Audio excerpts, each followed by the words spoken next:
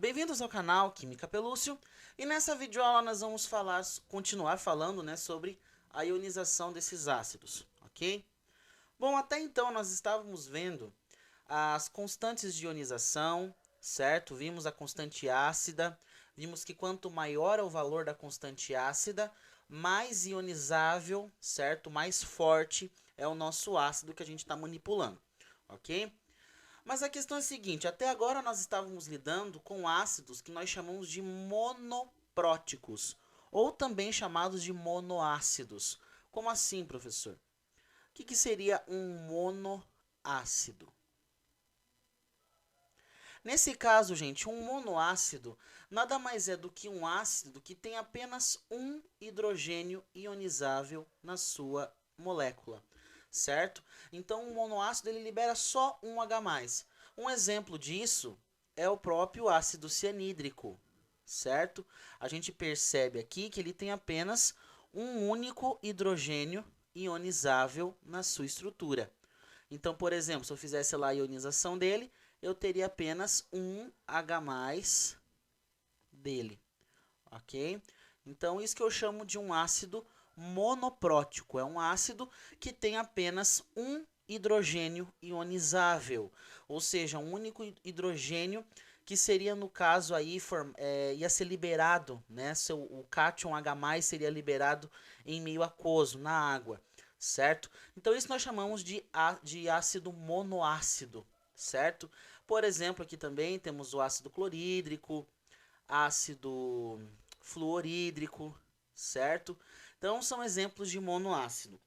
Só que lá na química inorgânica, nós também temos ácidos que possuem mais hidrogênios ionizáveis, né? É o que nós chamamos, vamos deixar um pouco mais geral, né? Os poliácidos, certo? Então, os poliácidos. O que é um poliácido, professor? Poliácido é aquele que libera mais de um H+, né?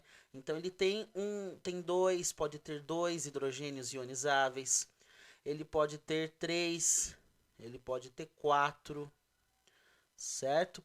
E assim por diante, ok? Então são ácidos que possuem mais de um hidrogênio ionizável na sua molécula. Então eles podem liberar mais de um H+. Um exemplo disso seria o próprio ácido sulfúrico, o H2SO4. Então a gente percebe aqui que ele tem dois hidrogênios e esses dois hidrogênios são ionizáveis, certo? Então ele possui dois hidrogênios que vão ser ionizáveis. E o que acontece?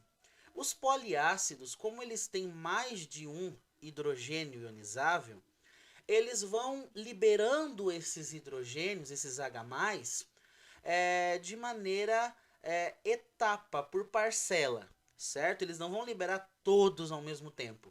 É que nem você vai lá e vai comprar uma coisa numa loja lá de móveis, de eletrônicos, sei lá. Você vai lá e compra algo que seja bastante caro, vamos dizer assim. Você não vai chegar e vai pagar à vista. A menos que você for rico, né? É outra coisa. Mas você vai pagar aquilo lá parcelado, em parcela, certo? Você vai pagar tudo, só que você vai pagar em parcelas, certo? De pouco a pouco. Da mesma forma funciona com o ácido. Um ácido ele pode ter mais de um hidrogênio ionizável. Só que ele não vai liberar tudo ao mesmo tempo. Pá, tá aqui todos os H+. Não, ele vai liberando esses íons H+ em parcelas, certo?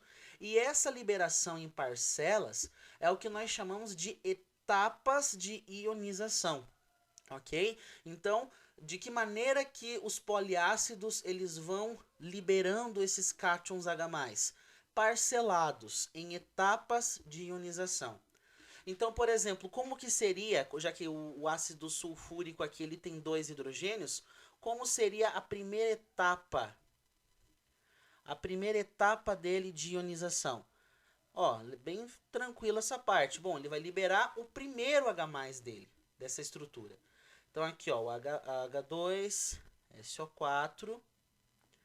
Então aqui, ó, a primeira ionização dele liberou o seu primeiro H+.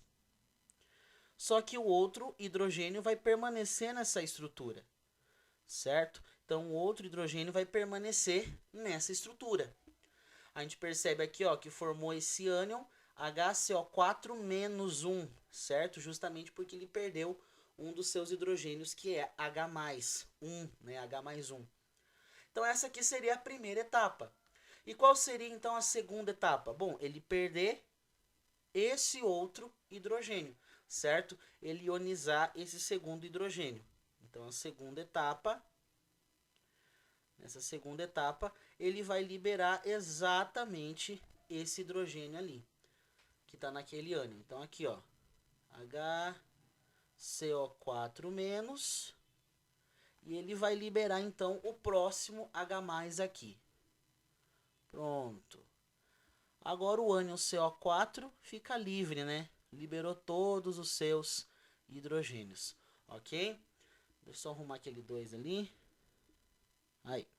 Então, nesse caso aqui, já que o ácido sulfúrico ele tinha 2 hidrogênios ionizáveis, então ele vai ter, respectivamente, 2 etapas para conseguir se livrar, entre aspas, desses íons hidrogênios, desses H+, que estão presos na molécula deles, certo? Isso aqui tudo em água, ok, gente? Estamos falando aqui em água, em meio aquoso. Então, gente, o número de hidrogênios ionizáveis vai determinar quantas etapas de ionização, quantas parcelas que esse ácido vai conseguir liberando, né, desses hidrogênios H+ da sua estrutura. Outro exemplo que a gente pode pegar também é o H3PO4, ok? Ácido fosfórico, H3PO4. Nesse caso aqui, ó, eu percebo que ele tem 3 hidrogênios, ok? 3 hidrogênios ionizáveis. Então, ele vai ter quantas etapas de ionização? Simples. 3 hidrogênios para ionizar na sua molécula, então vai ter 3 etapas de ionização. Ele vai liberar em 3 etapas todos esses hidrogênios na sua estrutura. Então, tá aí, ó. Primeira etapa.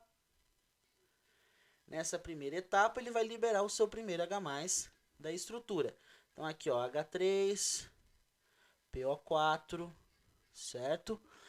Vai liberar, então, aí o seu primeiro H+. Então, aí, ó, H2, agora virou H2, né? PO4 menos 1, certo? Porque ele perdeu esse H+, ficou com uma carguinha negativa.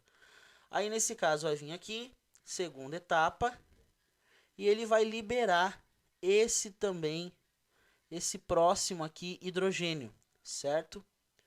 Então, tá aí a segunda etapa dele, H2PO4 menos 1, vai se ionizar, liberando mais um hidrogênio ionizável. Então, agora só ficou esse H, PO4 ficou com uma carga menos 2 agora, né? Perdeu 2 H+, ficou com 2 cargas negativas nesse ânion. E a última etapa, certo? A última etapa que é a terceira para o ácido fosfórico.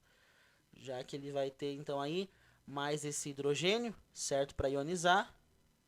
Então, vamos pegar aqui essa espécie HPO4 menos 2, que vai se ionizar e vai liberar esse íon H+ aqui também no sistema.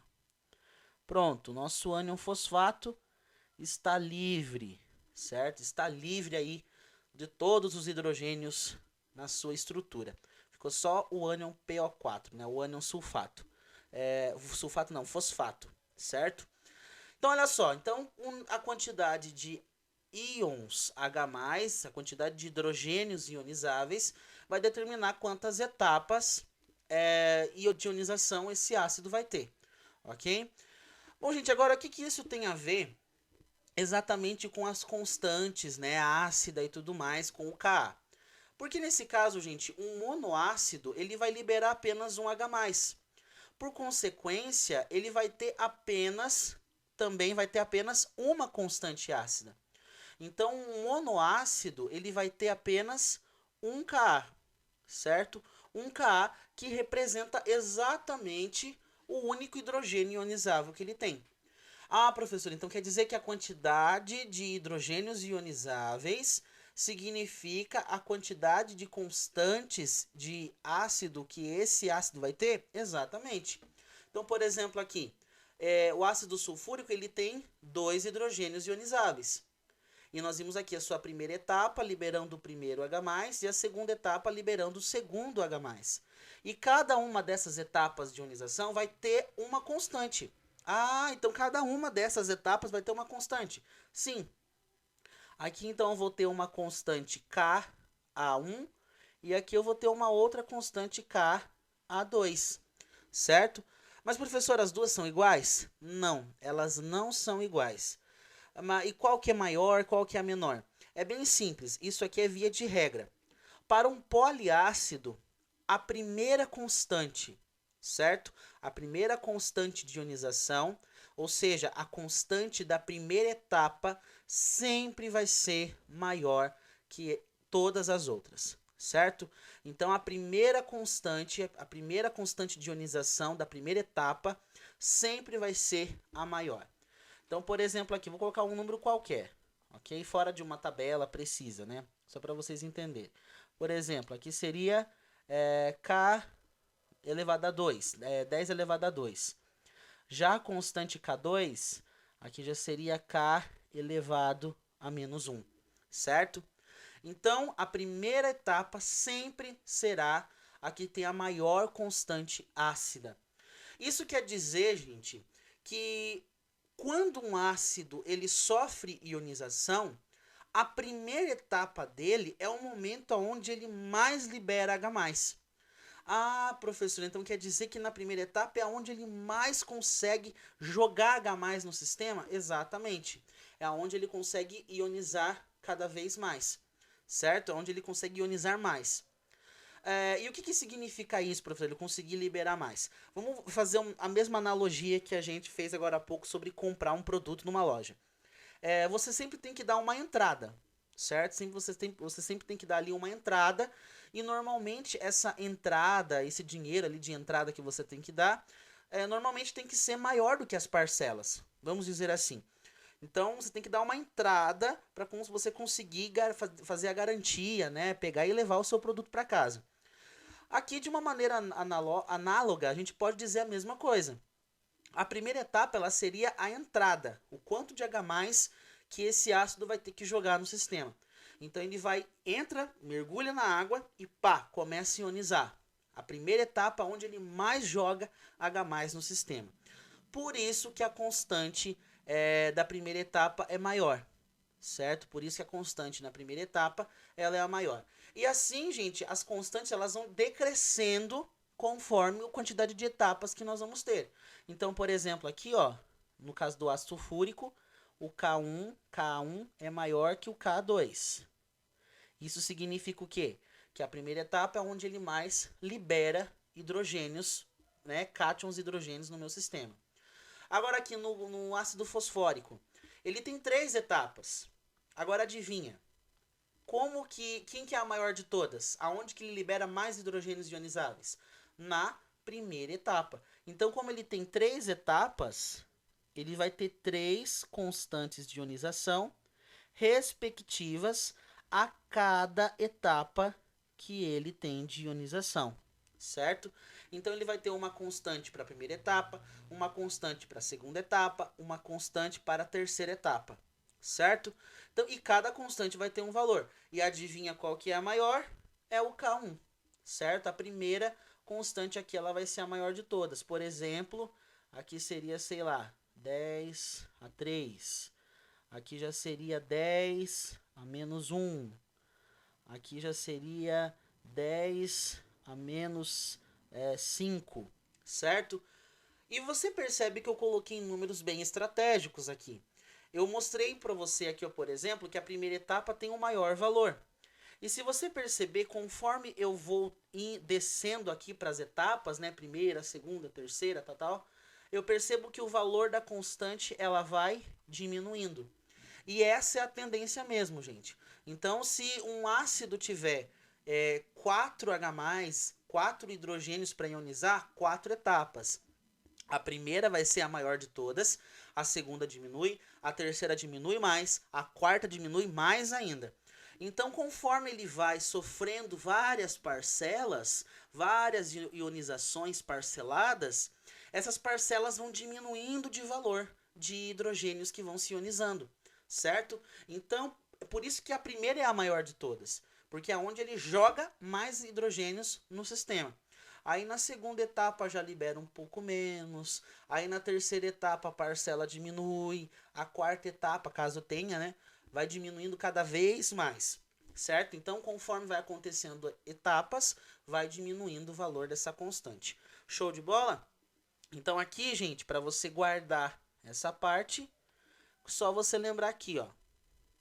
K1, a primeira constante, sempre vai ser maior que a segunda constante, que será maior que a terceira constante, que será maior que a quarta constante, e assim vai, depende da quantidade de hidrogênios ionizáveis que o ácido tenha.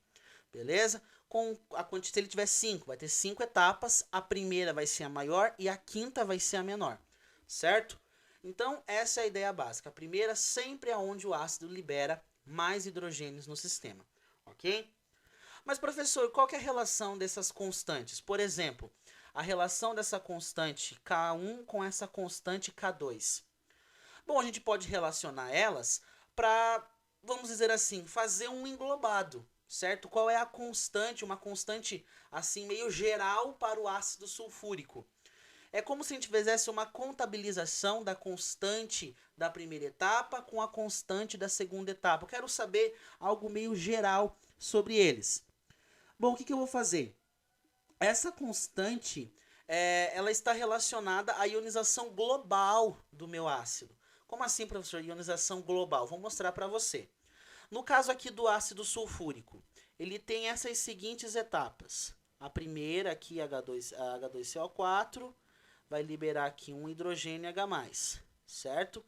Mais aqui um ânion SO4, beleza? A segunda etapa, SO4 não, né? HCO4. Então aqui, HCO4, tirar essa carga -2 aqui, aí. Então HCO4 -1. Aí vai liberar o outro H+ que ele tem no sistema. Isso, segunda etapa. Pronto, o sulfato ficou livre, o SO4 ficou livre das cargas. Mas eu posso representar, gente, a forma global disso daqui, certo? Mas em vez de representar cada etapa, eu posso unir isso aqui numa equação só. Por exemplo, eu vou somar a primeira etapa com a segunda etapa, certo? Olha só o que vai acontecer. Bom, H2CO4, desce aqui na minha expressão, H2CO4. Aí o que eu percebo?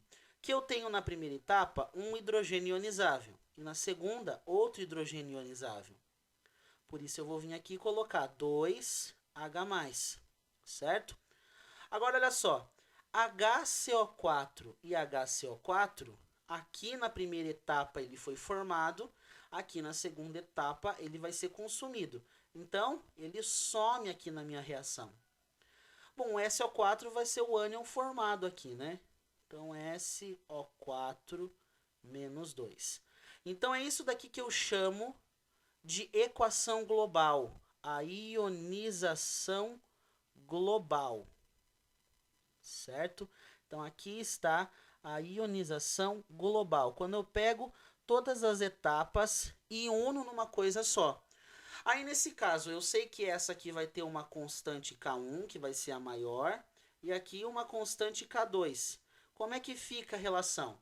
Bom, matematicamente, a gente pode dizer o seguinte, que essa constante ácida global da reação é o produto da constante K1 vezes a constante K2, certo? Ou seja, a global, a constante de ionização global, ela é igual ao produto da primeira constante, da primeira etapa, vezes, né, o produto da segunda constante, ou seja, da constante da segunda etapa, certo? Ah, professor, então aqui nesse caso, no ácido fosfórico, 3 etapas, a global seria a multiplicação dessas 3 aqui? Exatamente.